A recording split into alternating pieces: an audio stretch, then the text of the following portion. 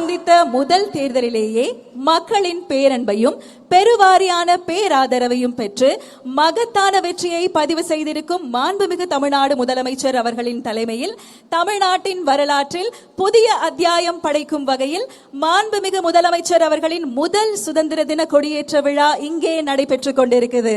அனைவருக்கும் இனிய சுதந்திர தின நல்வாழ்த்துகள்.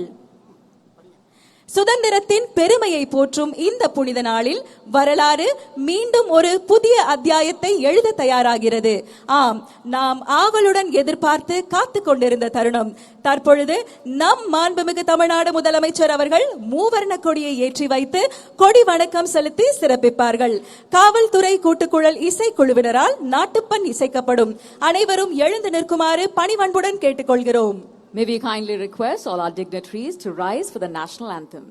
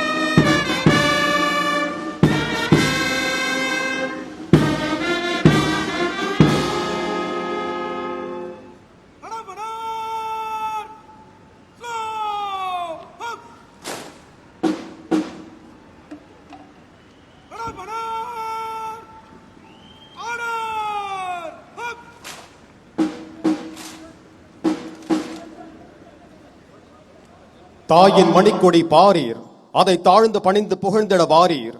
பாரதியாரின் இந்த பாடல் நம் தேசிய கொடியை தாயின் மணிக்கொடியாக போற்றி அதன் கீழ் நாம் அனைவரும் ஒன்றுபட்டு நிற்க வேண்டும் என்ற தேசப்பற்றையும் பெருமிதத்தையும் இத்தருணத்தில் எடுத்துரைக்கிறது. இந்த சுதந்திர தின நன்னாளில்